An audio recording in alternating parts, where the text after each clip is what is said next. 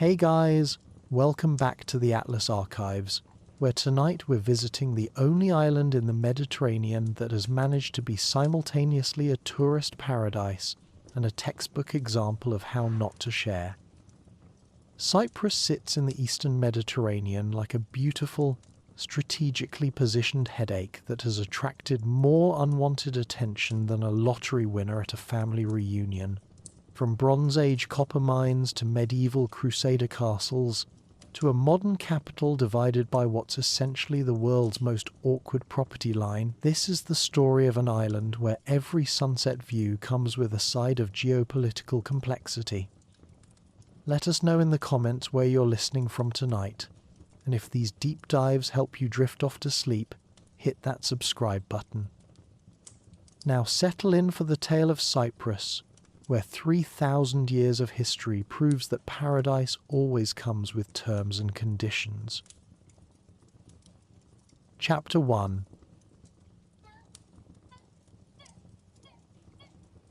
Introduction and Geographic Setting. Tonight, we venture to an island that has been Europe's favourite vacation spot for approximately 3,000 years. Though admittedly the ancient Greeks didn't pack quite as much sunscreen, this is Cyprus, a Mediterranean gem that has witnessed more civilizations rise and fall than a particularly dramatic soap opera.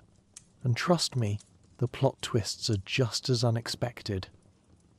Picture, if you will, an island floating in the eastern Mediterranean like a comfortable pillow someone tossed into the world's largest bathtub. Cyprus sits roughly 60 miles south of Turkey, which means on a clear day you can practically wave hello to your Turkish neighbours, assuming they're not too busy being slightly annoyed about the whole political situation we'll discuss later.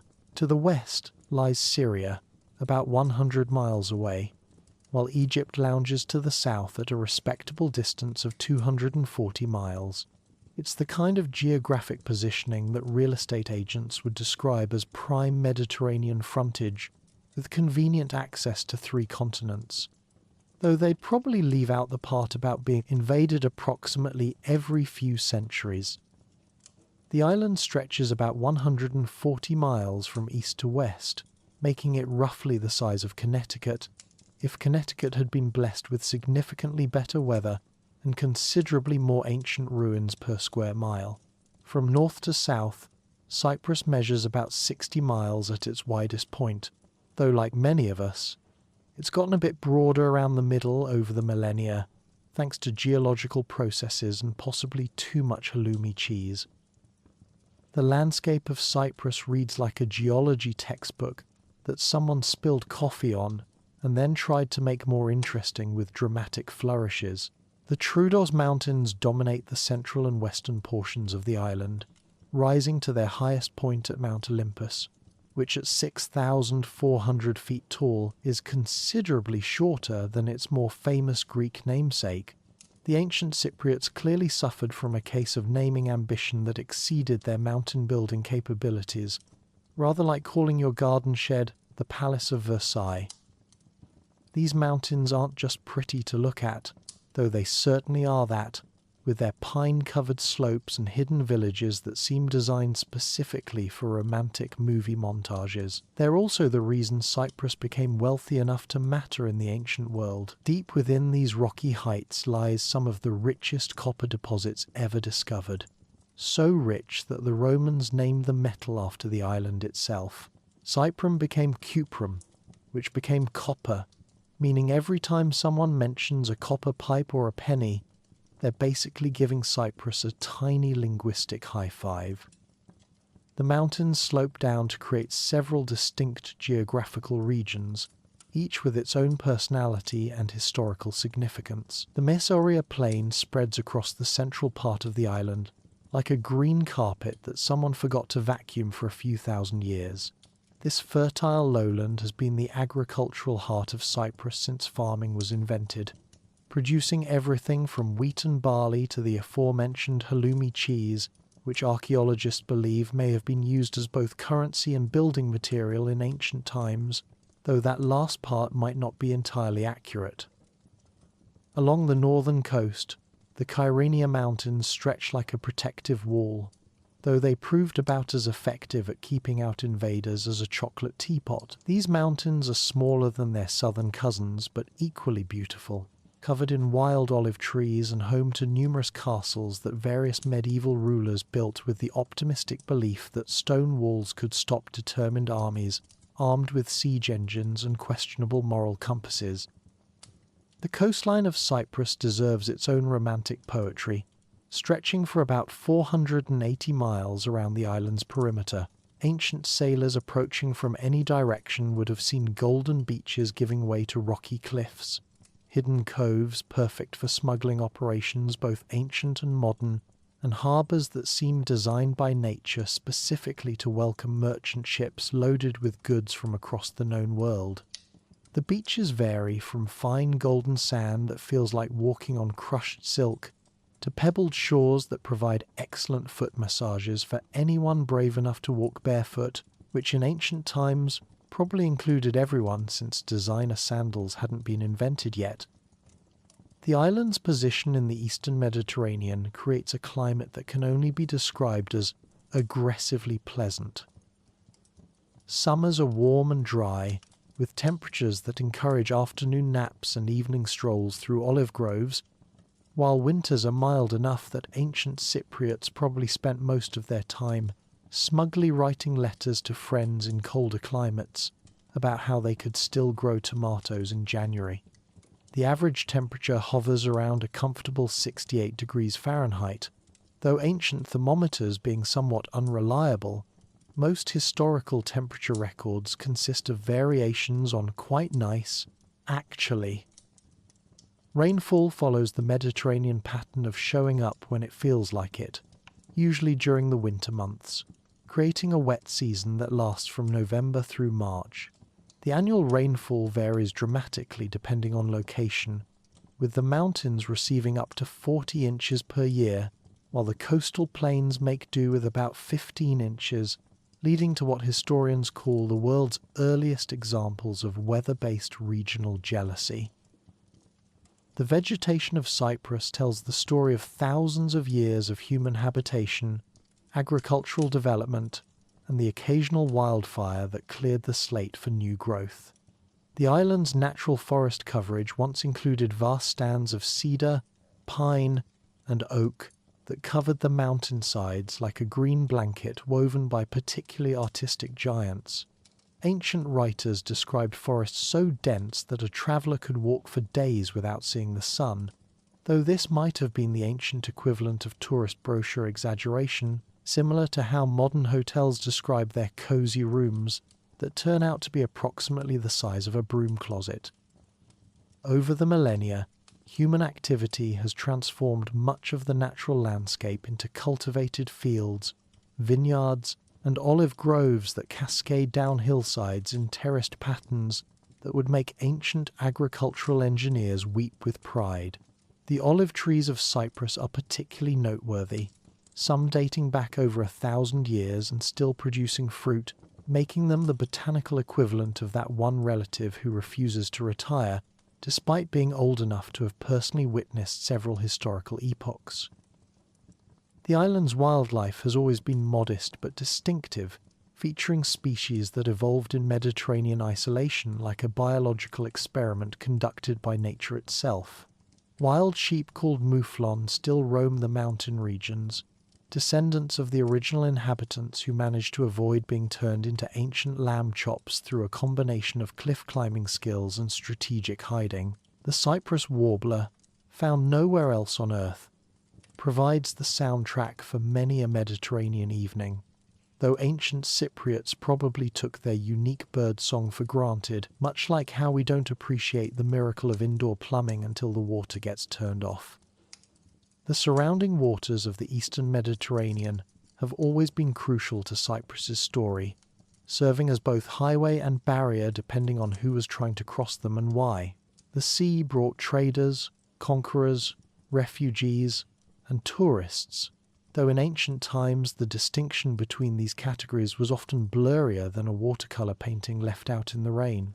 The Mediterranean currents and wind patterns made Cyprus a natural stopping point for ships travelling between Europe, Asia, and Africa, turning the island into the ancient world's equivalent of a busy international airport, complete with all the cultural mixing, economic opportunity, and occasional delayed arrivals that such status entails. These geographic advantages came with corresponding disadvantages, as Cyprus discovered repeatedly throughout its history. Being strategically located in the Mediterranean is rather like living in a beautiful house on the world's busiest street corner. Everyone wants to visit, but they don't always knock first.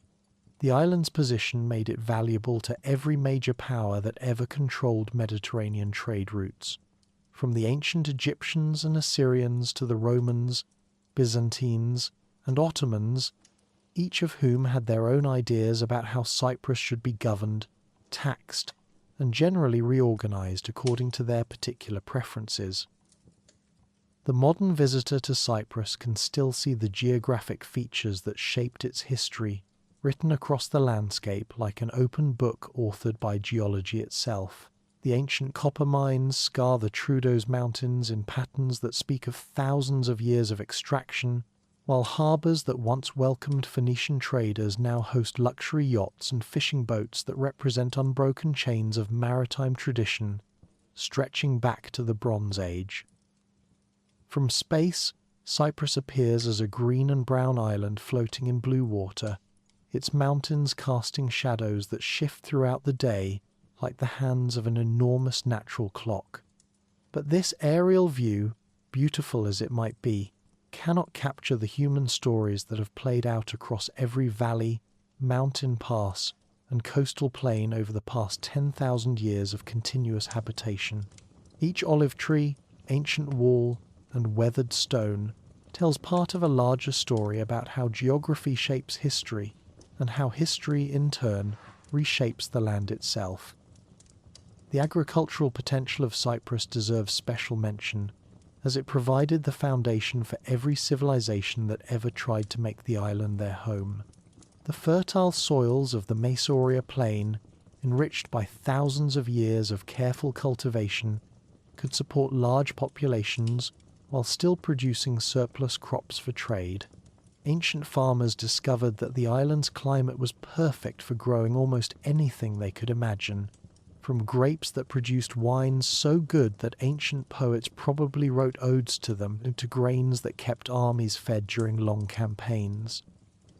The carob trees that dot the Cypriot landscape deserve a particular mention for their historical importance, though they probably never expected to become the ancient world's equivalent of chocolate chips. These hardy trees, which can live for centuries while producing sweet pods year after year, provided a reliable food source that could see populations through difficult times. Ancient Cypriots ground carob pods into flour, used them as animal feed, and probably discovered approximately 17 different ways to turn them into something resembling dessert, though the results may have varied considerably depending on the cook's creativity and available ingredients. The island's position relative to major wind patterns also played a crucial role in its development as a maritime crossroads. The Etesian winds that blow from the northwest during summer months made Cyprus a convenient stopping point for ships travelling between the Aegean and the eastern Mediterranean ports of Syria and Egypt. Ancient sailors, lacking GPS and weather apps, relied on these predictable seasonal winds to plan their voyages, making Cyprus's harbours invaluable as rest stops where crews could resupply, repair their ships, and probably complain about the food they'd been eating at sea for the past several weeks. The geological diversity of Cyprus extends beyond its famous copper deposits, to include other minerals that attracted ancient prospectors and modern geologists alike. Deposits of iron ore, asbestos, and various decorative stones provided additional sources of wealth and trade goods throughout the island's history. Ancient quarries carved into hillsides still mark locations where builders extracted limestone and marble for temples, palaces, and other structures designed to impress both gods and visiting dignitaries. though the gods were probably easier to please since they didn't require bathroom facilities or comfortable guest quarters. Cyprus's relationship with water extends beyond its gorgeous coastline, to include natural springs and seasonal streams that have sustained communities for millennia. The island's limestone geology creates numerous underground water sources that bubble up as springs, providing fresh water even during dry summer months. Ancient settlements inevitably clustered around these water sources, creating patterns of habitation that modern cities still follow, proving that some aspects of urban planning haven't changed much since people figured out that cities need reliable water supplies to function properly. As we prepare to dive deeper into the currents of Cypriot history, remember that this island's story begins with its stones, its seas, and its strategic position at the crossroads of three continents. Every civilization that ever called Cyprus home did so because of what the land offered: copper for tools and weapons, harbours for ships, soil for crops, and a climate that made life pleasant enough to fight over. The island's geography didn't just influence its history. In many ways, it wrote the first chapter of every story that would follow, setting the stage for 3 millennia of human drama that continues to unfold today. Chapter 2: Ancient Foundations. Now that we've established Cyprus as the Mediterranean's most strategically inconvenient island, let's journey back to when the first humans arrived and discovered what would become humanity's longest-running argument over who gets to live in paradise. The story of ancient Cyprus begins roughly 10,000 years ago, when early settlers arrived by boat, presumably after someone pointed at the island and said the Neolithic equivalent of, "That looks like a nice place to raise goats and avoid being eaten by larger mammals." The earliest evidence of human habitation comes from a site called Kremnos, where archaeologists have found the bones of pygmy hippos that went extinct shortly after humans arrived, leading to what historians diplomatically call the world's first documented case of ecological enthusiasm getting slightly out of hand. These Paleolithic hunters, arriving around 8,800 BCE, discovered an island populated by dwarf elephants and hippos that had evolved in isolation to become charmingly miniaturized versions of their mainland relatives, rather like nature's attempt at creating a petting zoo for giants. The transition to permanent settlement began around 7,000 BCE with the arrival of the first farmers, who brought with them the revolutionary concepts of agriculture, pottery, and complaining about the weather affecting crop yields. These early Neolithic settlers established villages like Kyrenia, which became Cyprus's first attempt at urban planning and humanity's early experiment in communal living without the benefit of noise ordinances or property law. Kyrenia deserves particular attention as one of the best preserved Neolithic settlements in the Mediterranean, where archaeologists have uncovered round stone houses that look like someone tried to build igloos out of limestone and got distracted halfway through. The inhabitants lived in these circular structures for over 1,000 years, apparently content with a lifestyle that modern real estate agents would struggle to market as cozy open-concept living, with vintage stone accents and natural ventilation. What makes these early Cypriots fascinating is not just their architecture, which resembled a collection of stone beehives arranged by someone with a deep appreciation for geometric patterns, but their apparent isolation from the wider Mediterranean world. For roughly 2 millennia, from 7,000 to 5,000 BCE, Cyprus developed its own distinct culture in splendid isolation, like a sociological experiment conducted by time itself. They had no pottery during the earliest phases, leading archaeologists to wonder how they stored grain and water, though the obvious answer of very carefully in baskets seems to have eluded scholarly discussion for decades.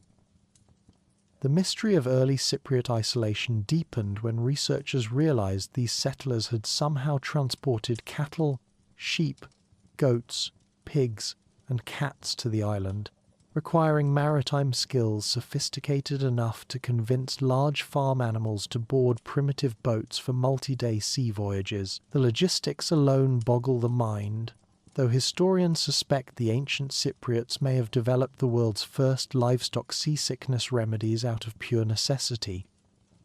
Around 5000 BCE, Cyprus rejoined the broader Mediterranean conversation when new waves of settlers arrived, bringing pottery, metalworking skills, and probably strong opinions about how the island should be properly developed. The Chalcolithic period, or Copper Age, marked the beginning of Cyprus's relationship with the metal that would define its role in ancient geopolitics for the next 3 millennia. The discovery and exploitation of Cyprus's copper deposits transformed the island from a pleasant agricultural backwater into the ancient world's equivalent of a Silicon Valley, except with more sweaty miners and fewer venture capitalists. Ancient Cypriots learned to extract copper ore from the Troodos Mountains and smelt it into tools, weapons, and decorative objects that quickly became luxury items throughout the eastern Mediterranean. The island's copper was so pure and abundant that it set the standard for quality, making Cypriot copper the ancient equivalent of a premium brand name.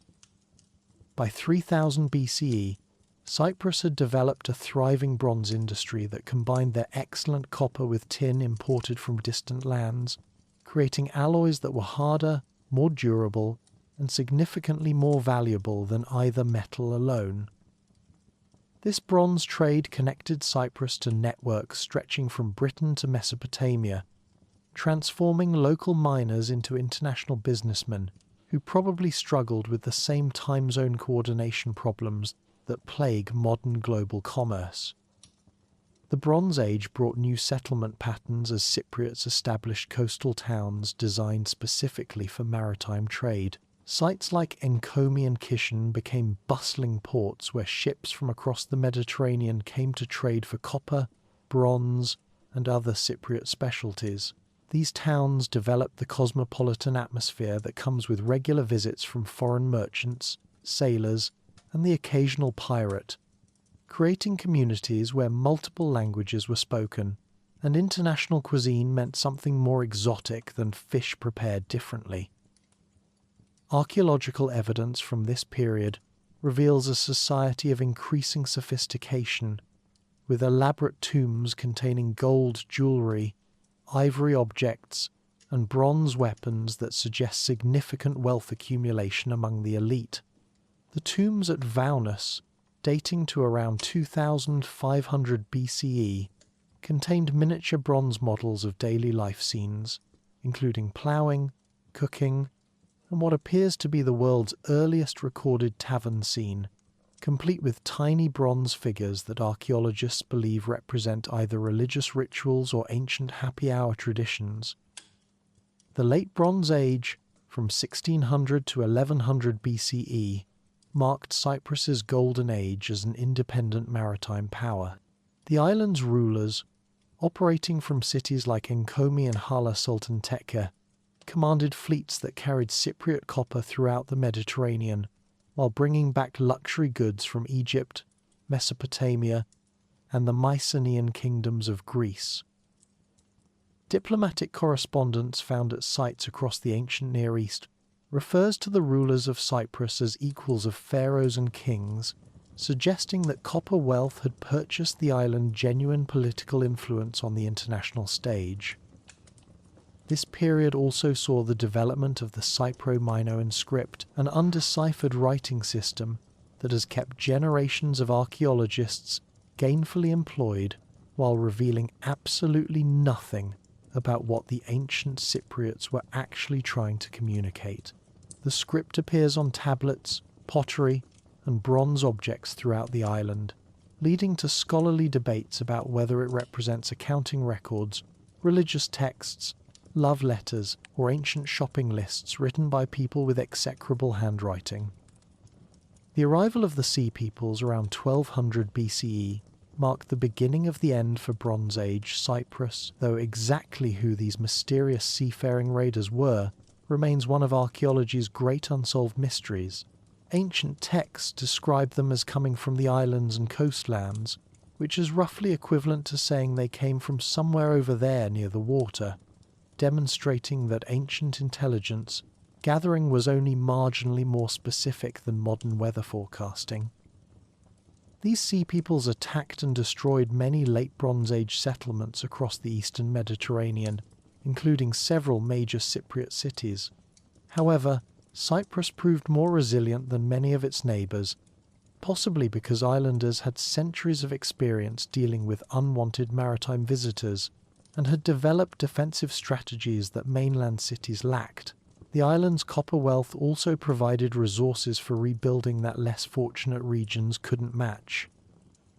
The transition from the Bronze Age to the Iron Age around 1100 BCE brought new populations to Cyprus, including Greeks fleeing the collapse of Mycenaean civilization. These Greek settlers established city kingdoms that would dominate Cypriot politics for the next several centuries, bringing with them new languages, customs, and the Greek talent for political fragmentation that would turn the island into a collection of competing mini-states.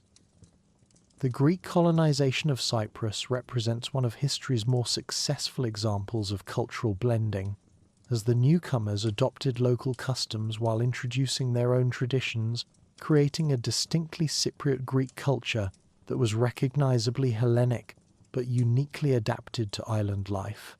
The new arrivals established kingdoms at Salamis, Paphos, Kyrenia, and other locations that would remain important throughout the classical period. By 1000 BCE, Cyprus had developed into a collection of independent city kingdoms, each controlling its own territory and jealously guarding its independence while maintaining trade relationships with the broader Mediterranean world. These kingdoms produced their own coins, maintained their own armies, and pursued their own foreign policies, creating a political landscape that resembled a miniature version of classical Greece, with better weather and more reliable copper supplies. The Archaic period, from 750 to 475 BCE, saw Cyprus caught between the expanding empires of Assyria and Egypt, both of whom recognized the island's strategic and economic value. The Assyrian king Sargon II claimed dominion over Cyprus in 709 BCE. Though this control was largely theoretical and involved more tribute collection than actual administrative oversight, the Cypriot kingdoms paid their taxes, maintained their independence, and probably complained privately about imperial bureaucracy while publicly expressing loyalty to whoever seemed most likely to leave them alone. Egyptian control followed Assyrian influence as the pharaohs of the 26th dynasty established a more direct presence on the island around 570 BCE. However, Egyptian rule proved equally light-handed, focusing primarily on securing Cypriot copper and timber for Egyptian shipbuilding, while allowing local rulers to manage their own affairs. This pattern of nominal foreign control with substantial local autonomy would characterize Cypriot politics for much of its ancient history. The Persian conquest of Cyprus, around 525 BCE, brought the island into the vast Achaemenid Empire that stretched from India to Egypt. Persian rule was typically efficient and relatively tolerant, allowing Cypriot kingdoms to maintain their traditional structures while providing military support and paying tribute to the Persian crown. The Persians appreciated Cyprus's naval capabilities and incorporated Cypriot ships into their fleets, including during the famous invasion of Greece in 480 BCE. During the Persian period, Cyprus developed a complex political identity as Greek city kingdoms within a Persian empire, creating cultural tensions that would influence the island's history for centuries. Some Cypriot rulers embraced Persian patronage and adopted Persian court customs, while others maintained stronger connections to the Greek mainland and its developing concepts of democracy and cultural independence. The reign of Evagores of Salamis, from 411 to 374 BCE, represents the high point of Cypriot independence under Persian rule. Evagorus transformed Salamis into a major cultural centre, attracting Greek artists, philosophers, and writers, while maintaining careful diplomatic relations with both Persian authorities and Greek city-states. His court became famous throughout the Mediterranean for its patronage of arts and learning, proving that copper wealth could purchase cultural influence as effectively as military power. Alexander the Great's conquest of the Persian Empire in 333 BCE brought Cyprus into the Hellenistic world, though the transition involved more negotiation than military action. The Cypriot kingdoms largely submitted voluntarily to Alexander, recognizing that resistance would be futile and cooperation might preserve their traditional autonomy under new management. Alexander, focused on larger strategic objectives, was content to accept Cypriot submission and naval support for his ongoing campaigns. The death of Alexander in 323 BCE plunged Cyprus into the wars of succession that tore apart his empire. The island became a prize fought over by competing Hellenistic kingdoms, particularly the Ptolemies of Egypt and the Seleucids of Syria, both of whom recognized Cyprus's strategic value for controlling eastern Mediterranean trade routes. This period saw the gradual elimination of the traditional Cypriot kingdoms as Hellenistic rulers imposed more direct control over the island's political and economic life. Ptolemaic rule, established definitively around 294 BCE, transformed Cyprus into an Egyptian dependency governed by appointed administrators rather than local kings. The Ptolemies valued the island primarily for its copper wealth, timber resources, and strategic position, investing heavily in harbour improvements and military fortifications, while treating Cyprus as a crucial component of their Mediterranean empire. The Roman conquest of Cyprus in 58 BCE marked the end of the island's ancient independence and its integration into the expanding Roman Empire. Unlike many Roman conquests, the annexation of Cyprus involved minimal military action, as the last Ptolemaic ruler essentially handed over control to Roman authorities in exchange for comfortable retirement arrangements. The Romans, always practical in their approach to imperial administration, recognized that Cyprus's established economic and administrative systems were too valuable to disrupt unnecessarily.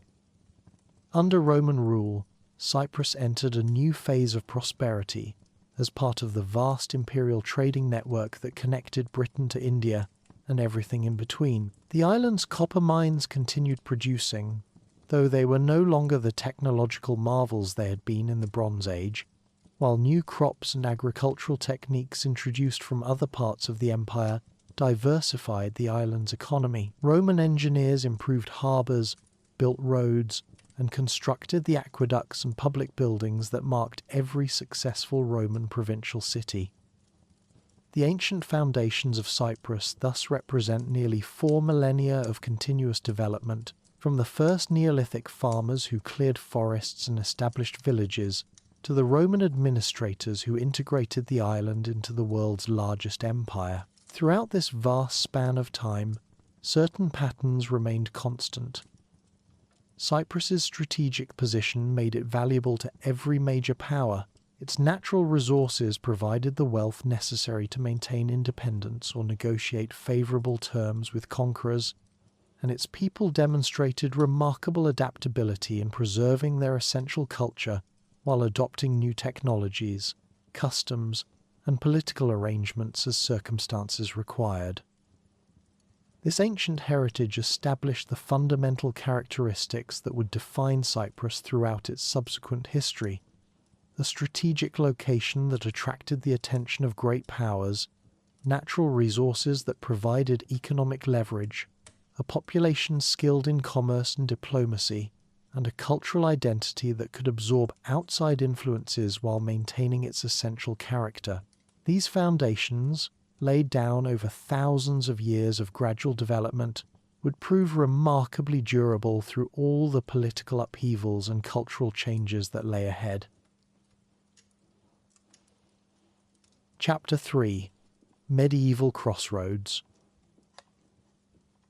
The Roman Empire's adoption of Christianity in the 4th century CE transformed Cyprus from a prosperous provincial backwater into one of the most significant islands in the Christian Mediterranean, though the Cypriots probably didn't expect their new religion to come with quite so many subsequent invasions by people claiming to act in God's name. The island's transition from Roman paganism to Christian Byzantine territory marked the beginning of a medieval period that would see Cyprus change hands more often than a hot potato at a particularly energetic dinner party. The Christianization of Cyprus began early and enthusiastically, thanks largely to the Apostle Paul's missionary visit in 45 CE, accompanied by the Cypriot-born Barnabas, who presumably served as both spiritual guide and local tour coordinator for what became history's most consequential religious road trip. According to tradition, Paul and Barnabas converted the Roman proconsul Sergius Paulus, making Cyprus one of the first Roman territories with official Christian leadership. The establishment of the Cypriot Orthodox Church created an institution that would outlive empires, survive conquests, and maintain the island's cultural identity through centuries of political upheaval. The Church's independence, granted by the Byzantine Emperor Zeno in 488 CE, gave Cyprus an autonomous religious authority that functioned almost like a parallel government, providing continuity when secular rulers changed with bewildering frequency. This ecclesiastical independence would prove remarkably durable, lasting through Byzantine, Crusader, Ottoman, and British periods. The early Byzantine period, from roughly 400 to 650 CE, represented Cyprus's golden age of Christian civilization.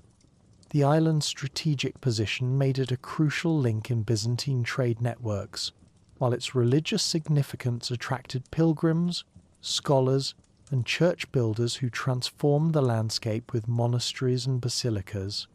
The Byzantines invested heavily in Cyprus's defences and harbours, recognizing that controlling the island was essential for maintaining their eastern Mediterranean empire. However, Cyprus's medieval story is largely defined by unwelcome visitors who arrived with varying degrees of politeness and completely different ideas about how the island should be governed. The first major disruption came with Arab raids beginning in the 7th century, when Muslim forces discovered that Cyprus made an excellent base for operations against the Byzantine Empire and a convenient source of plunder when campaigns elsewhere proved disappointing. The Arab conquest of Cyprus in 649 CE, led by Muawiyah ibn Abi Sufyan, marked the beginning of 3 centuries of shared control that historians politely call condominium, but which probably felt more like living in a house with 2 sets of parents who couldn't agree on basic household rules. Under this arrangement, Cyprus paid tribute to both the Byzantine Emperor and the Umayyad Caliph, maintained separate Christian and Muslim administrative systems, and somehow managed to avoid being completely destroyed by either side despite being officially loyal to both. This peculiar political arrangement actually worked surprisingly well, creating a period of relative peace and prosperity as both Byzantine and Arab authorities had incentives to keep Cyprus functional rather than devastated. The island's copper mines continued operating, agriculture flourished under efficient irrigation systems introduced by Arab engineers, and trade networks expanded to include both Christian and Muslim markets. Cyprus became living proof that medieval geopolitics could sometimes produce accidentally sensible solutions to apparently impossible problems. The end of Arab-Byzantine condominium came in 965 CE, when the Byzantine Emperor Nicephorus Phocas reconquered the island, apparently deciding that sharing control of strategic territories with rival empires was less appealing than complete ownership. The reconquest restored Cyprus to full Byzantine control and marked the beginning of intensive fortification designed to make the island impregnable to future Muslim attacks. Byzantine Cyprus in the 10th and 11th centuries developed into one of the empire's most prosperous provinces, with sophisticated administration, thriving cities, and cultural achievements that included magnificent churches like St. Sophia in Nicosia. Byzantine architects had solved the engineering problem of making stone buildings appear to float, while simultaneously creating acoustic systems that made chanting sound appropriately ethereal. Cyprus's medieval tranquility ended abruptly in 1185 CE, when Isaac Komnenos, a member of the Byzantine imperial family with strong opinions about central government policy and an army to back them up, seized control of the island and declared himself independent emperor. Isaac's rebellion transformed Cyprus from a loyal Byzantine province into a rogue state that managed to annoy everyone in the eastern Mediterranean, while somehow maintaining its independence through diplomatic skill, strategic alliances, and sheer audacity. Isaac Komnenos proved to be exactly the kind of ruler that medieval chroniclers loved to write about. Brilliant, ruthless, charismatic, and completely unpredictable. He modernized the island's defenses, expanded trade relationships with Italian merchant republics, and created a court culture that attracted scholars and artists from across the Mediterranean. Unfortunately, he also developed a talent for making enemies, including the Byzantine emperor, various crusader leaders, and eventually most of his own subjects, who apparently grew tired of living under a military genius with anger management issues. The Third Crusade brought Isaac's independent reign to an abrupt end in 1191 CE, when Richard the Lionheart of England arrived with a large army and considerable irritation about Isaac's treatment of Crusader, ships driven ashore by storms. The resulting conflict lasted only a few weeks, but fundamentally changed Cyprus's political trajectory by introducing Western European feudalism to an island that had been governed by Byzantine bureaucracy for 7 centuries. Richard's conquest of Cyprus was almost accidental, as he had originally intended only to secure supplies for his army en route to the Holy Land. However, Isaac's decision to resist rather than negotiate transformed what should have been a brief diplomatic encounter into a full-scale invasion that ended with the complete overthrow of Byzantine rule and establishment of a crusader kingdom that would last 3 centuries. The English king, faced with governing an island he had conquered by accident, sold Cyprus to the Knights Templar for 100,000 gold bezants, apparently reasoning that military orders were better equipped than secular rulers to manage newly conquered territories.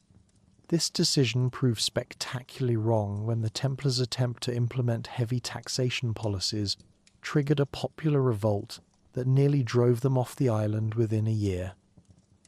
Faced with an ungovernable possession and mounting debts, the Templars resold Cyprus to Guy de Lusignan, the former king of Jerusalem, who had recently lost his original kingdom to Saladin and was presumably looking for new employment opportunities in medieval monarchy.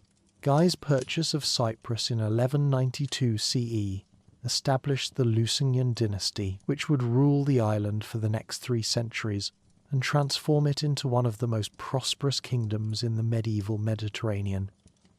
The Lusignan period represents Cyprus's emergence as a major player in medieval geopolitics, serving as a crucial base for crusader operations, a centre of international trade, and a refuge for Christian nobles displaced by Muslim reconquests in the Holy Land. The new rulers brought Western European feudalism, Gothic architecture, and Latin Christianity to an island that had been thoroughly Byzantine for 8 centuries, creating a unique cultural synthesis combining Eastern and Western traditions. The Lusignan kings established their capital at Nicosia, transforming it from a provincial Byzantine city into a magnificent royal residence that impressed visitors from across Europe and the Islamic world. The city's Gothic cathedral, built over the ruins of the Byzantine St. Sophia, symbolized the new regime's attempt to create a distinctly Western identity while acknowledging the island's Orthodox Christian heritage. The architectural result was uniquely Cypriot. Gothic pointed arches, combined with Byzantine decorative elements, and Islamic geometric patterns, reflecting the island's position at the crossroads of three cultures. The economic prosperity of Lusignan, Cyprus, derived from its role as a commercial entrepot connecting European markets with Eastern Mediterranean wealth. The island's harbours welcomed merchant ships from Venice, Genoa, Pisa, and other Italian trading cities, while maintaining commercial relationships with Muslim merchants from Syria and Egypt. This international trade brought unprecedented wealth to Cyprus, funding construction of castles, churches, and palaces that transformed the island's landscape. The famous castles of Kyrenia, Buffavento, and St. Hilarion represent the military engineering achievements of the Lusignan period. These fortifications were designed to withstand both traditional siege warfare and new challenges posed by Muslim naval raids, creating an integrated defense system that could protect the island's population and wealth. The castles also served as symbols of royal power, with commanding positions and elaborate architecture designed to impress subjects and foreign visitors with the kingdom's strength. The cultural achievements of medieval Cyprus during the Lusignan period rivaled those of contemporary European kingdoms, attracting scholars, artists, and musicians who created a distinctive Cypriot court culture, blending Eastern and Western traditions. The royal court at Nicosia became famous throughout Europe for its magnificence, with elaborate ceremonies, international festivals, and patronage of arts and learning that made Cyprus a major cultural centre rather than merely a strategic military outpost. However, the Lusignan kingdom's prosperity depended heavily on its relationship with the wider Crusader movement, which provided both economic opportunities and existential threats throughout the 13th and 14th centuries. As Muslim forces gradually reconquered Crusader territories in the Holy Land, Cyprus became increasingly important as a refuge for displaced Christian populations. The fall of Acre in 1291 CE effectively ended the Crusader presence in the mainland Levant, making Cyprus the last major Christian stronghold in the Eastern Mediterranean. The later Lusignan period saw Cyprus develop into an independent maritime power, with ambitions extending beyond its island boundaries. The kingdom's navy, built with wealth from international trade and Italian technical expertise, became capable of projecting power throughout the Eastern Mediterranean, supporting operations in Anatolia and Syria and launching occasional raids against Egyptian ports. The reign of Peter I of Cyprus, from 1359 to 1369 CE, marked the high point of Lusignan military ambition and the beginning of the kingdom's decline. Peter's famous raid on Alexandria in 1365 CE captured enormous treasure but failed to achieve lasting strategic gains, demonstrating both the potential and limitations of Cypriot naval power. The raid's success impressed Europe, but triggered Egyptian retaliation that devastated Cypriot commerce, and began the long process of economic decline that would eventually undermine the kingdom's independence. The 14th century brought new challenges, as the Lusignan kingdom found itself caught between the expanding Ottoman Empire, the declining Byzantine Empire, and the rising commercial power of Venice and Genoa. The kingdom's strategic position, which had been an asset during the Crusader period, became a liability as competing powers sought to control Cyprus for their own purposes rather than supporting its independence. The Genoese occupation of Famagusta from 1373 to 1464 CE effectively partitioned Cyprus, with the Lusignans maintaining control over most of the island, while Genoa controlled the kingdom's most important commercial port. This arrangement satisfied no one, and gradually weakened both parties, creating opportunities for external intervention that would eventually end Cypriot independence altogether. The final centuries of Lusignan rule saw the kingdom increasingly dominated by Venice, which provided financial support and military assistance in exchange for commercial privileges and political influence. that gradually transformed Cyprus from an independent ally into a Venetian protectorate. The marriage of Caterina Cornaro, a Venetian noblewoman, to the last Lusanian king created the legal pretext for direct Venetian control when she inherited the throne in 1473 CE. The Venetian period, lasting from 1489 to 1571 CE, represented Cyprus's final attempt to maintain its traditional role as a Christian stronghold in the eastern Mediterranean. The Venetians invested enormous resources in modernizing the island's fortifications, creating the magnificent walls of Nicosia and the seemingly impregnable fortress of Famagusta that represented the latest advances in Renaissance military engineering. However, these impressive fortifications could not overcome the fundamental strategic reality that Venice lacked, the naval strength necessary to maintain effective control over Cyprus, while simultaneously defending its other Mediterranean possessions against Ottoman expansion. The island's position, which had made it valuable to every previous ruler, finally became untenable when the Ottoman Empire developed the military capabilities necessary to project sustained power across the entire eastern Mediterranean. The medieval period of Cypriot history thus represents the island's last era of genuine independence and its final role as a major player in Mediterranean geopolitics. From Byzantine province to independent empire to Crusader kingdom to Venetian fortress, Cyprus demonstrated remarkable adaptability while maintaining its essential character as a crossroads of civilizations. The medieval legacy includes magnificent architecture and artistic achievements that still grace the island today, along with patterns of cultural synthesis and political flexibility that would help Cypriots survive the challenges that lay ahead. Chapter 4: Ottoman Rule and British Colonial Era.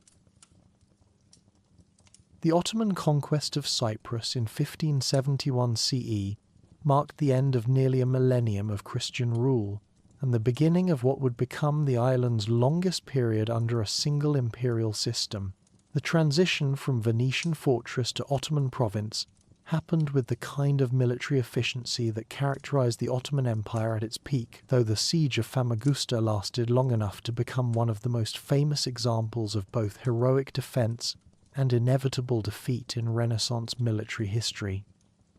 The Ottoman assault on Cyprus began in July 1570 CE, when a massive fleet carrying 50,000 troops landed near Limassol, demonstrating the empire's ability to project military power across vast distances with logistical precision that would have impressed modern military planners. The Ottomans had spent decades preparing for this campaign, recognizing that Cyprus represented the last major Christian stronghold in the eastern Mediterranean and a crucial stepping stone for any future operations against European territories. The Venetian defences, despite representing the latest advances in Renaissance military engineering, proved inadequate against Ottoman siege techniques that combined traditional methods with innovative use of artillery. Nicosia fell after a siege of only 46 days, though the city's magnificent walls had been designed to withstand exactly this type of assault. The speed of Nicosia's collapse probably surprised everyone involved, including the Ottoman commanders who had prepared for a much longer campaign. The siege of Famagusta, however, became an entirely different story, lasting nearly a year and transforming what should have been a quick mopping-up operation into an epic of military endurance that entered European folklore. The Venetian commander Marcantonio Bragadin and his small garrison held out against overwhelming odds through the winter of 1570 to 1571, demonstrating that well-motivated defenders with adequate supplies could make even hopeless situations extremely expensive for attackers. The eventual fall of Famagusta in August 1571 CE ended Venetian rule in Cyprus, but the heroic defence had cost the Ottomans enormous resources and delayed their broader military plans by an entire campaigning season. The siege's aftermath, including the infamous flaying of Bragadin after he surrendered under terms that promised safe conduct, created a propaganda disaster for the Ottomans and a martyrdom story for Christian Europe that would be retold for centuries. Ottoman Cyprus emerged from this conquest as a province of the world's most powerful empire, governed by administrators who brought 3 centuries of experience in managing diverse populations across 3 continents. The Ottoman system, unlike previous rulers who had generally tried to impose their own cultural and religious practices, was designed to accommodate existing local structures while extracting maximum economic benefit for the imperial treasury. The introduction of the millet system to Cyprus created a form of religious autonomy that paradoxically strengthened the Orthodox Church, while integrating it into the Ottoman administrative framework. The Archbishop of Cyprus became not only the spiritual leader of the Orthodox population, but also their civil administrator, responsible for tax collection, legal disputes, and maintaining order within the Christian community. This arrangement gave the Church more temporal power than it had enjoyed under any previous ruler, creating an institution that would survive the eventual collapse of Ottoman rule. The arrival of Turkish settlers, both administrators and farmers, gradually changed the demographic composition of Cyprus without completely overwhelming the existing Greek population. The Ottomans encouraged settlement through land grants and tax incentives, creating mixed communities where Greek Orthodox and Turkish Muslim populations often lived side by side, sharing agricultural techniques and developing the distinctive Cypriot dialects that reflected this cultural interaction.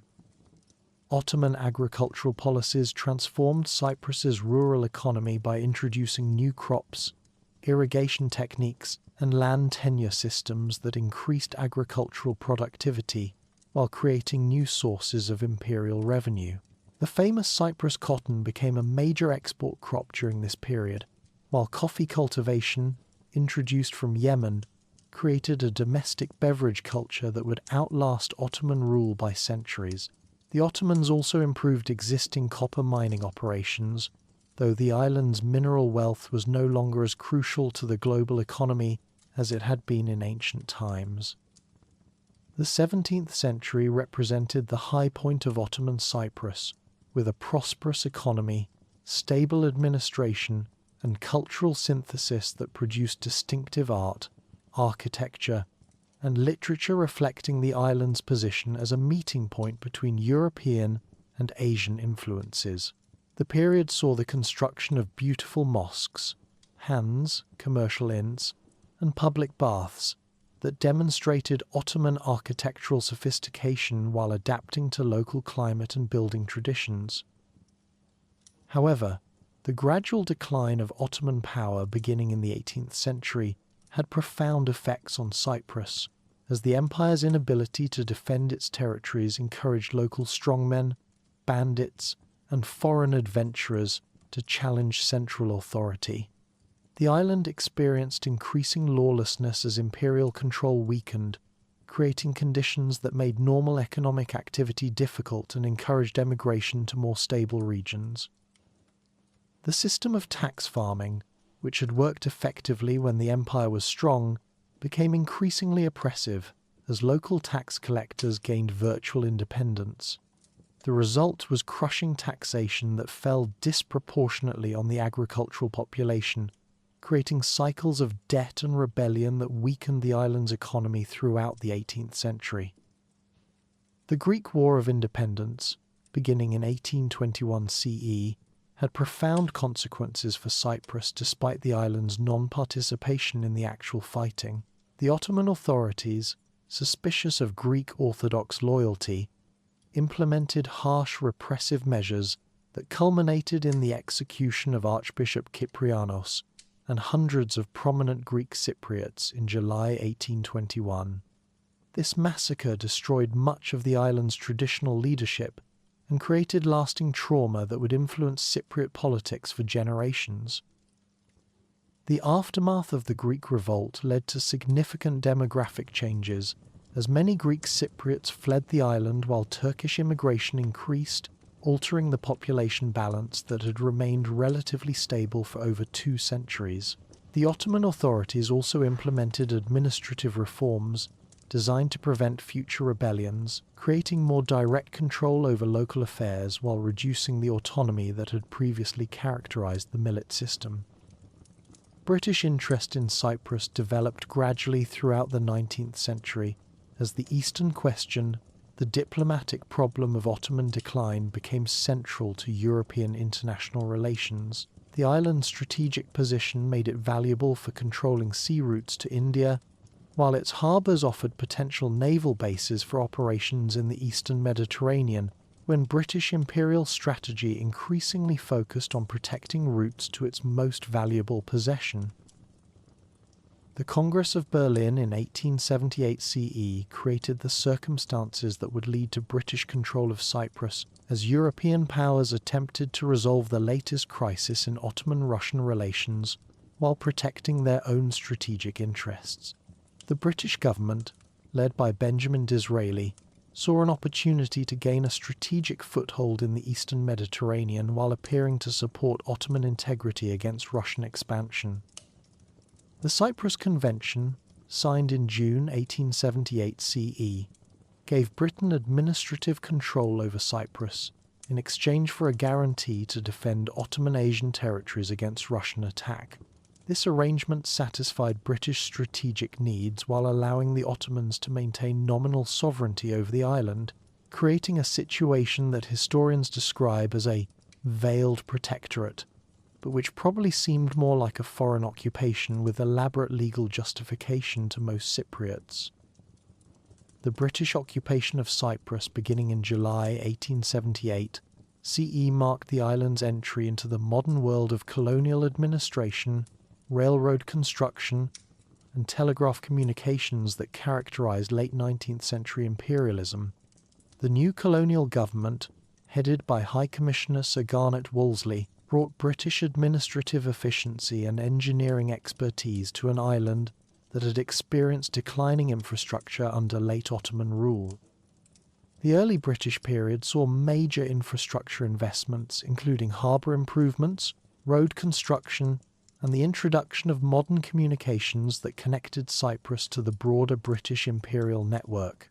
The colonial government also implemented legal reforms, established English-language schools, and created administrative systems based on British colonial experience in other parts of the empire, though these changes often conflicted with existing local practices and expectations. However, British colonial policy faced the immediate challenge of managing competing ethnic communities with different religious affiliations, languages, and political aspirations. The Greek Cypriot population, roughly 80% of inhabitants, generally welcomed British rule as liberation from Ottoman Muslim control, while hoping that British administration would eventually lead to union with Greece. The Turkish Cypriot community, about 18% of the population, viewed British rule with suspicion and concern about their future status under a Christian colonial government. The introduction of representative government through the Legislative Council in 1882 CE created the first modern democratic institutions in Cypriot history, while inadvertently establishing the institutional framework for ethnic political competition that would characterize the island's politics for the next century. The council's composition, with elected representatives from both communities plus appointed British officials, was designed to ensure colonial control while providing limited self-government, but it quickly became a forum for competing national aspirations. The economic development of British Cyprus reflected imperial priorities, creating a colonial economy based on agricultural exports and mineral extraction that generated wealth primarily for British companies and their local partners. The period saw expansion of citrus cultivation, development of new mining operations, and creation of modern port facilities that served imperial shipping routes. The First World War transformed Cyprus's relationship with Britain when the Ottoman Empire's entry into the war on the German side provided legal justification for formal annexation in November 1914 CE This change from occupation to outright colonial possession eliminated the fiction of Ottoman sovereignty while making Cyprus's political destination a matter for British determination.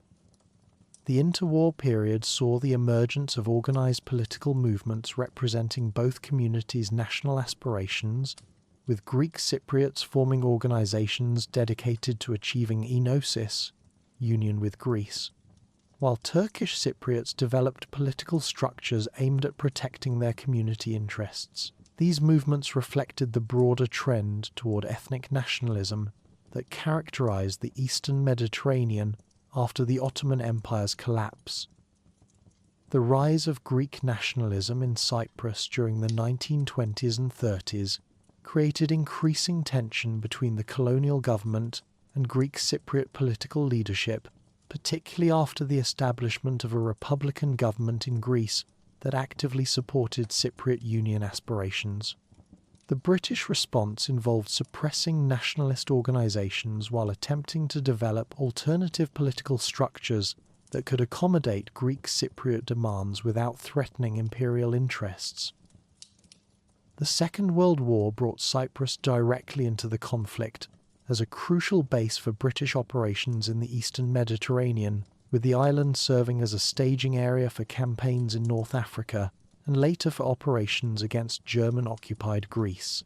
The war years demonstrated Cyprus's continued strategic importance while creating new relationships between the colonial government and local political leaders who supported the war effort against fascism. The post-war period saw intensification of the struggle for enosis as Greek Cypriot political leaders, inspired by successful independence movements elsewhere in the British Empire, organised increasingly sophisticated campaigns for union with Greece. The formation of EOK, Ethniki Organosis, Kyprion Agoniston in 1955 CE, marked the beginning of an armed struggle that would dominate Cyprus politics for the remainder of the colonial period. The EOK campaign, led by Colonel George Grievous and supported politically by Archbishop Makarios III, combined guerrilla warfare tactics with international diplomatic pressure designed to force British withdrawal. The campaign's effectiveness lay not only in its military operations but also in its ability to mobilise broad Greek Cypriot support while attracting international attention to the Cyprus problem during the height of the decolonisation era.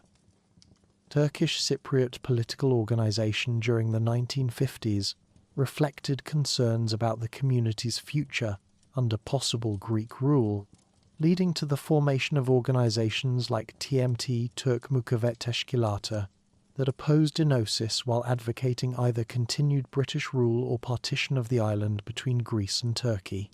These competing aspirations created a three-way political struggle that would prove impossible to resolve through conventional diplomatic means. The London and Zurich agreements of 1959 CE created the framework for Cypriot independence through a complex constitutional arrangement designed to balance competing interests while ensuring that none achieved their maximum objectives. The resulting Republic of Cyprus, established on August 16, 1960 CE, represented a compromise that satisfied no one completely but offered the possibility of creating a viable independent state. The end of British colonial rule marked not the resolution of Cyprus's political problems, but their transformation into new forms that would continue to influence the island's development. The colonial legacy included modern institutions, infrastructure, and educational systems, but also the entrenchment of ethnic political divisions and competing national aspirations that had developed during the struggle between imperial control and local nationalism. The transition to independence would test whether these seemingly irreconcilable differences could be managed within a single democratic state. Chapter 5: Modern Cyprus and the Divide. The birth of the Republic of Cyprus on August 16, 1960 CE was supposed to mark the beginning of a new chapter in the island's long history, a carefully crafted constitutional arrangement that would finally allow Greek and Turkish Cypriots to live together in harmony while satisfying the strategic interests of Britain, Greece, and Turkey. Instead, it marked the beginning of what historians would later describe as one of the most tragically foreseeable political disasters in modern European history, though at the time everyone involved was apparently convinced that complicated constitutional engineering could overcome centuries of mutual suspicion and competing national aspirations. The London and Zurich agreements that created independent Cyprus represented a masterpiece of diplomatic complexity, establishing a power-sharing arrangement so intricate that it required a team of constitutional lawyers just to explain how the government was supposed to function. The new republic featured a Greek Cypriot president and a Turkish Cypriot vice president, both with veto powers over major decisions, a parliament with guaranteed representation for both communities, and a complicated system of separate municipal services in the major towns. On paper, it looked like a reasonable compromise. In practice, it resembled a political machine designed by someone who had never actually tried to operate machinery. Archbishop Makarios III became the first president of Cyprus, bringing to the office a combination of religious authority, political charisma, and diplomatic experience that made him one of the most influential leaders in the post-colonial world. His election victory, with 96% of the Greek Cypriot vote, demonstrated his overwhelming popularity within his community, while also highlighting the depth of ethnic divisions that the new constitution was supposed to bridge. Dr. Fazıl Kusuk became vice president, representing Turkish Cypriot interests in a system that was theoretically designed to protect minority rights, but which actually institutionalized ethnic divisions by making them the foundation of the entire governmental structure. The early years of independence revealed the fundamental flaw in the constitutional arrangement. It assumed that both communities would prioritize making the new state work over pursuing their ultimate political objectives of enosis and taksim, partition. Instead, the elaborate checks and balances became weapons in a political struggle where compromise was seen as betrayal, and every disagreement became a constitutional crisis. The system that was designed to prevent domination by either community ended up preventing effective government by anyone. The first major crisis emerged over municipal administration when the constitutional requirement for separate Greek and Turkish municipal services in major towns proved impossible to implement without creating duplicate bureaucracies that nobody could afford. The dispute escalated when Turkish Cypriots used their veto powers to block Greek Cypriot attempts to establish unified services, creating a deadlock that made garbage collection a matter of ethnic politics. More serious problems emerged when President Makarios attempted to modify the constitution in December 1963, proposing 13 amendments designed to make the government more functional by reducing Turkish Cypriot veto powers and eliminating the requirement for separate municipal services. From the Greek Cypriot perspective, these changes were necessary reforms that would allow the government to actually govern. From the Turkish Cypriot viewpoint, they represented a fundamental violation of the constitutional protections that had made independence acceptable in the first place. The Turkish Cypriot rejection of Makarios's proposed amendments triggered a constitutional crisis that quickly escalated into intercommunal violence, beginning in December 1963 with clashes in Nicosia that spread rapidly across the island. The fighting revealed how quickly constitutional disputes could become ethnic conflicts when both communities had organized paramilitaries left over from the independence struggle, and when political leaders on both sides had spent years preparing their supporters for the possibility that the constitutional arrangement might fail. The Christmas violence of 1963 marked the effective end of the power-sharing republic, as Turkish Cypriot ministers and parliamentarians withdrew from the government, claiming that Greek Cypriot actions had made their continued participation impossible. This withdrawal created a bizarre situation where the internationally recognized government of Cyprus was controlled entirely by Greek Cypriots. while Turkish Cypriots established their own parallel administrative structures and declared that the original constitution was dead.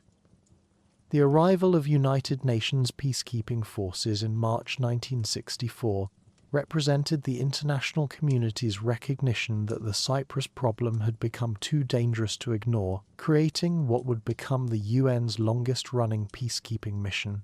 The famous Green Line, originally drawn on a map with a green pen by British General Peter Young, divided Nicosia into Greek and Turkish sectors, while UN forces attempted to maintain separation between communities that had been neighbours for centuries, but were now afraid to live in the same neighbourhoods. The period from 1964 to 1974 saw the gradual institutionalisation of division, as both communities developed separate political, economic, and educational systems while maintaining the fiction that Cyprus remained a unified state. Turkish Cypriots, who comprised about 18% of the population, found themselves controlling approximately 3% of the island's territory, concentrated in enclaves that were effectively besieged by Greek Cypriot forces and dependent on assistance from Turkey for basic supplies and security. President Makarios emerged during this period as a major figure in the non-aligned movement, using Cyprus's strategic position and his own considerable diplomatic skills to play a role in international affairs that was completely disproportionate to the island's size or population. His ability to balance relationships between the United States and Soviet Union while maintaining Cyprus's independence from both NATO and the Warsaw Pact made him one of the most influential leaders of the Cold War era, though his international prominence probably made him more enemies than friends among those who preferred their small countries to be quietly loyal rather than independently minded.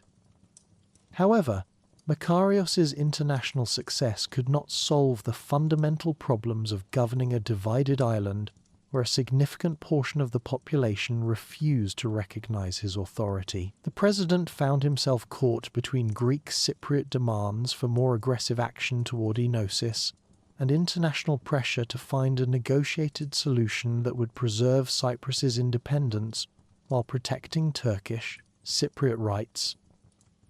The rise of Ioka B in the late 1960s represented the emergence of a more radical Greek Cypriot nationalist movement that viewed Makarios as insufficiently committed to achieving union with Greece.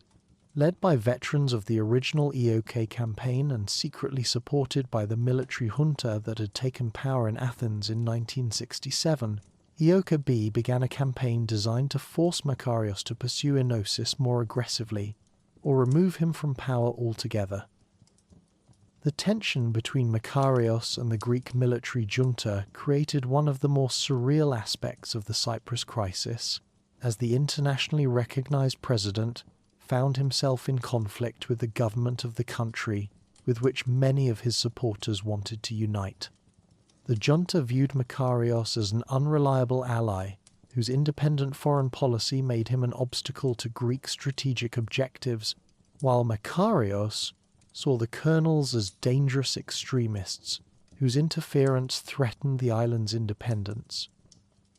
The situation became increasingly unstable as both communities armed themselves, received support from their respective mother countries, and prepared for what many believed would be an inevitable final confrontation. The discovery of arms shipments, deployment of Greek army officers to command the Cypriot National Guard, and presence of Turkish military advisors created a situation where Cyprus had become a proxy battleground for Greek-Turkish rivalry. The coup attempt of July 15, 1974, organised by Ioka B, with the support of the Greek junta, represented the final breakdown of the constitutional order that had governed Cyprus since independence. The coup leaders, led by former Ioka fighter Nikos Sampson, declared their intention to achieve immediate enosis while eliminating what they called communist and pro-Turkish elements from Cypriot politics, apparently believing that they could accomplish by force what had proven impossible through constitutional means. President Makarios escaped the coup attempt through a combination of luck, loyal supporters, and what can only be described as remarkably poor planning on the part of the conspirators, who somehow managed to attack the presidential palace without ensuring that the president was actually inside at the time. Makarios's dramatic escape and subsequent appearance at the United Nations to denounce the coup created an international crisis that transformed what had been planned as a quick domestic political change into a regional conflict with global implications. Turkey's military intervention, beginning on July 20th, 1974, was justified by the Turkish government as an exercise of its rights under the 1960 Treaty of Guarantee to protect the constitutional order and Turkish Cypriot community. However, the scale and objectives of the military operation quickly exceeded what could be justified as a limited intervention to restore constitutional government, as Turkish forces established control over a significant portion of northern Cyprus and began what amounted to a partition of the island. The first phase of the Turkish military operation achieved its immediate objective of preventing the consolidation of the coup and protecting Turkish Cypriot areas from potential retaliation, but the ceasefire negotiated in Geneva lasted only until August 14th, when talks broke down over the extent of territorial arrangements for Turkish Cypriot autonomy. The second phase of the Turkish offensive, launched on August 14th, extended Turkish control to approximately 37% of the island's territory, creating facts on the ground that would prove impossible to reverse through subsequent diplomatic negotiations. The human cost of the 1974 events was catastrophic, with approximately 1,600 people killed, 1,600 missing, and over 200,000 displaced from their homes. The displacement created two largely homogeneous ethnic zones, where previously mixed communities had lived together for centuries, transforming Cyprus from a multi-ethnic society into two separate and hostile territories divided by military lines and mutual suspicion.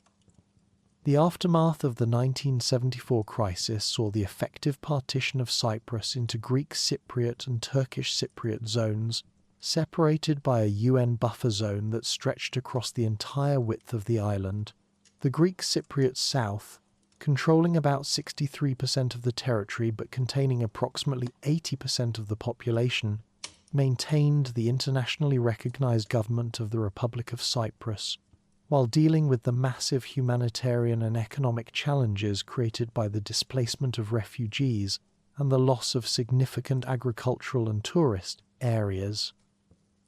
The Turkish Cypriot North, controlling 37% of the territory, including some of the island's best agricultural land and most important historical sites, established the Turkish Federated State of Cyprus in 1975, later declaring independence as the Turkish Republic of Northern Cyprus in 1983. This declaration of independence was recognized only by Turkey, creating a de facto state that functioned effectively as an independent country while remaining diplomatically isolated from the international community. The establishment of the buffer zone, patrolled by UN forces and stretching from Karpas Peninsula in the east to Kokina in the west, created one of the world's most heavily militarized borders in what had previously been peaceful agricultural areas and residential neighborhoods. The zone included portions of Nicosia's medieval city center, abandoned airports, and ghost towns frozen in time since 1974. The economic consequences of partition were severe for both sides. The Greek Cypriot South lost approximately 70% of its tourist infrastructure, 46% of its industrial capacity, and 65% of its citrus production, creating an economic crisis that required massive reconstruction efforts. The Turkish Cypriot North gained access to valuable agricultural areas, but became economically dependent on Turkey, while suffering from international isolation that limited access to global markets. The social and psychological impact extended far beyond economic losses, as families were divided, communities destroyed, and a generation of Cypriots grew up knowing the other community only as enemies rather than neighbours. The transformation of Cyprus from a place where Greek and Turkish speakers had lived together for centuries into two separate territories where contact was prohibited represented one of the most dramatic examples of ethnic separation in modern European history. The period from 1974 to the end of the Cold War saw Cyprus become a symbol of unresolved conflict, with both sides maintaining maximalist positions while the international community struggled to develop frameworks for reunification. The Cyprus problem became a permanent item on the UN agenda, a source of tension in NATO, and a case study in how constitutional engineering could fail when it attempted to bridge fundamental political differences without addressing their underlying causes. The legacy of the events of 1974 continues to shape Cyprus today, creating patterns of separation, mutual suspicion, and political deadlock that have proven remarkably resistant to resolution, despite decades of international mediation efforts. The division that was supposed to be temporary became permanent. The constitutional arrangement that was designed to protect both communities ended up satisfying neither, and the island that had survived 3 millennia of foreign conquests found itself unable to overcome the conflicts generated by its own independence. Chapter 6: Contemporary Cyprus. The Cyprus that emerged from the events of 1974 resembled a patient who had survived major surgery but remained fundamentally changed by the experience, with both sides of the divided island developing into separate societies that shared little beyond geography and a mutual conviction that the other side was primarily responsible for preventing reunification. The decades following partition saw the evolution of two distinct entities that, while technically still part of the same island, increasingly resembled different countries with incompatible political systems, economic structures, and national identities. The Republic of Cyprus, controlling the southern 63% of the island and recognized internationally as the legitimate government of all Cyprus, embarked on a remarkable economic transformation that converted wartime devastation into sustained prosperity. The loss of traditional agricultural areas and tourist infrastructure forced a fundamental restructuring of the economy, leading to the development of new industries, service sectors, and international business activities that would eventually make the south one of the wealthiest regions in the eastern Mediterranean. The reconstruction process began almost immediately after the ceasefire, driven by a combination of refugee determination, international assistance, and government policies designed to create new opportunities for the displaced population. The approximately 180,000 Greek Cypriot refugees who had fled the north were not settled in permanent camps, as has happened in many other conflicts, but were instead integrated into the southern economy through housing programs, employment opportunities, and educational initiatives that helped create a more urbanized and economically diversified society. The transformation of Cyprus from an agricultural economy into a modern service-based state represented one of the most successful examples of post-conflict economic development in the Mediterranean region.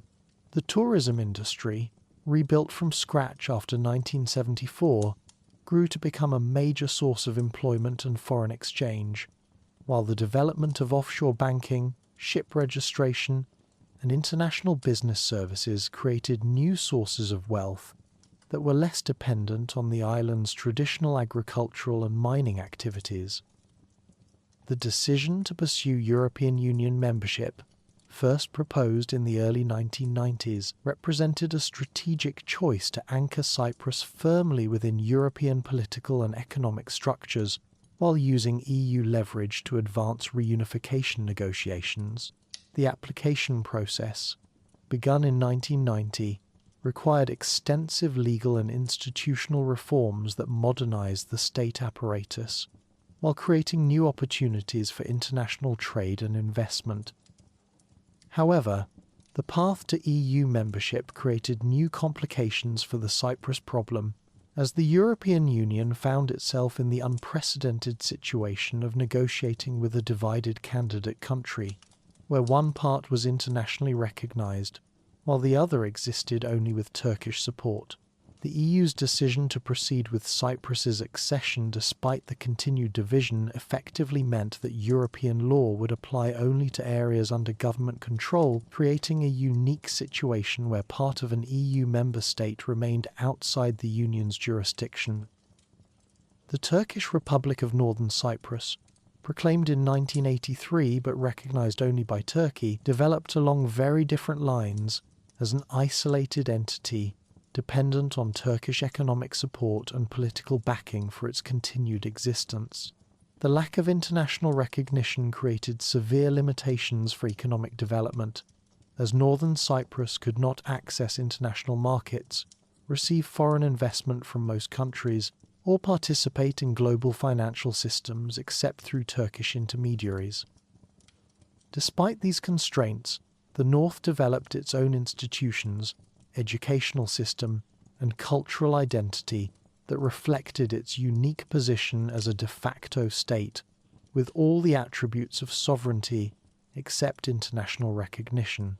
The presence of Turkish military forces, estimated at around 30,000 troops, provided security while also serving as a constant reminder of the North's dependence on Turkish support for its continued existence. The demographic transformation of northern Cyprus represented one of the most significant long-term consequences of the 1974 division, as Turkish immigration gradually changed the ethnic composition of the region. The settlement of Anatolian farmers, civil servants, and military personnel, along with their families, created a population where mainland Turks eventually outnumbered Turkish Cypriots, leading to internal political tensions about the future direction of northern Cyprus and its relationship with Turkey. Throughout the 1980s and 90s, numerous diplomatic initiatives attempted to resolve the Cyprus problem through various formulas for reunification, federation, or confederation. The intercommunal talks, held under UN auspices, became a regular feature of international diplomacy, producing detailed discussions of constitutional arrangements, territorial adjustments, and security guarantees, while consistently failing to reach agreements that both communities could accept. The appointment of Kofi Annan as UN Secretary-General in 1997 marked the beginning of the most intensive international effort to resolve the Cyprus problem since 1974. The Annan Plan, developed through years of consultation and revision, proposed a complex federal arrangement that would reunite the island under a new constitution while preserving substantial autonomy for both constituent states.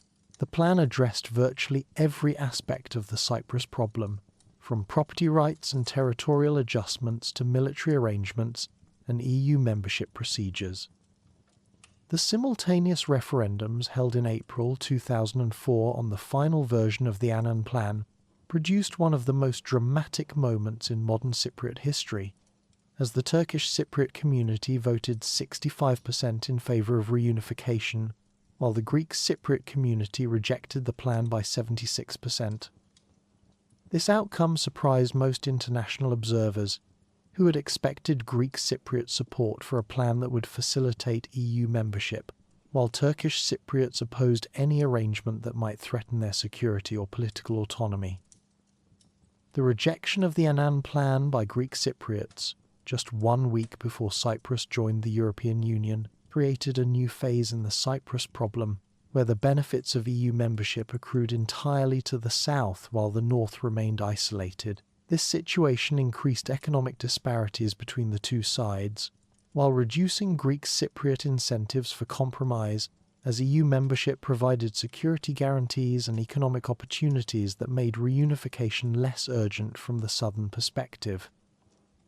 The opening of crossing points along the Green Line in April 2003, after nearly 3 decades of complete separation, allowed Cypriots to visit the other side for the first time since 1974. The emotional scenes of family reunions, former neighbours recognizing each other across the decades, and elderly people visiting their abandoned homes provided powerful reminders of what had been lost through division, while also revealing how much both societies had changed during their long separation. However, these crossings also highlighted the practical difficulties of reunification, as visitors discovered that the other side had developed different languages, currencies, legal systems, and social customs during the years of separation. Greek Cypriots visiting the north found Turkish street names, Ottoman architecture restored as cultural monuments, and a society that functioned in Turkish rather than Greek, while Turkish Cypriots visiting the south encountered a modern European economy with international businesses and global cultural influences that made their own isolated community seem provincial by comparison. The economic crisis of 2013, which required Cyprus to accept an EU bailout package worth €10 billion, demonstrated both the vulnerabilities and resilience of the island's financial system. The crisis, caused primarily by excessive exposure to Greek debt and real estate speculation, forced the closure of several banks and the restructuring of the entire financial sector, while highlighting the dangers of the offshore banking model that had become central to the Cypriot economy. The bailout conditions, which included significant restrictions on banking activities and capital controls, marked the end of Cyprus's role as a major offshore financial centre, while forcing a reorientation toward more sustainable economic activities. The crisis also had political consequences, as the economic hardship increased, public skepticism about European integration, and reduced enthusiasm for expensive reunification arrangements that might threaten the South's economic recovery. Recent diplomatic efforts, including the intensive negotiations led by UN Secretary-General Antonio Guterres in 2016 and 2017, have continued to founder on the same fundamental issues that have prevented agreement for over 4 decades: territorial arrangements, security guarantees, property rights, and the role of Turkey as a guarantor power.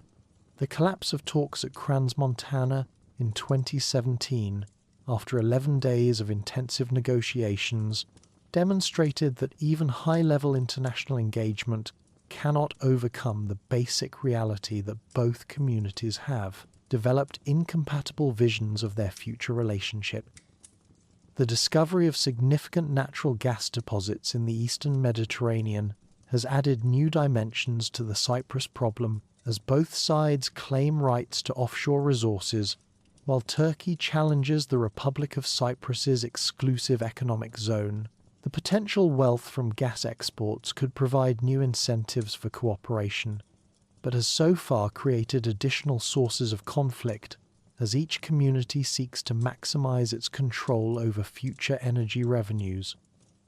The generational change in both communities presents both opportunities and challenges for future reunification efforts. Younger Cypriots who grew up after 1974 have no personal memories of intercommunal cooperation, but also lack the traumatic experiences that shaped their parents' attitudes toward the other community. However, this generation has also grown up in separate educational systems that have emphasized different versions of Cypriot history while promoting distinct national identities that may be more difficult to reconcile than the ethnic differences that originally divided the island. The role of the European Union in future Cyprus negotiations remains complex and somewhat contradictory, as EU membership has provided the South with security and prosperity that reduce incentives for compromise, while also creating legal and institutional frameworks that could facilitate reunification under appropriate circumstances. The EU's stated commitment to a reunified Cyprus as a member state provides important international support for negotiations, while the practical benefits of membership demonstrate what both communities could gain from successful reunification. Today's Cyprus represents a unique case in international relations, a successful EU member state that remains divided by one of the world's longest-running conflicts, a Mediterranean tourist destination where visitors can cross from Europe to a de facto state in a few minutes, and a modern democracy where political debates still revolve around events that occurred nearly 50 years ago. The island's remarkable economic success, cultural achievements, and peaceful management of ethnic divisions demonstrate what can be accomplished even under conditions of prolonged political deadlock. The contemporary Cyprus problem illustrates the difficulties of resolving ethnic conflicts once they have become institutionalized through separate political systems and divergent economic development. Unlike many divided territories where reunification becomes impossible due to economic disparities, Cyprus has maintained relatively balanced development while creating two societies that are equally committed to incompatible political arrangements.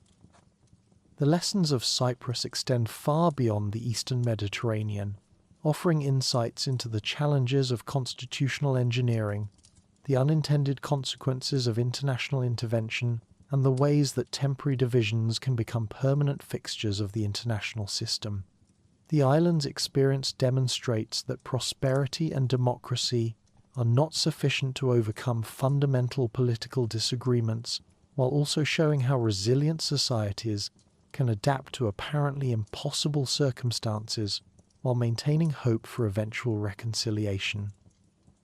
As Cyprus enters its 6th decade of independence and its 5th decade of division, the island continues to search for a formula that can bridge the gap between Greek Cypriot aspirations for a unified state and Turkish Cypriot demands for political equality and security.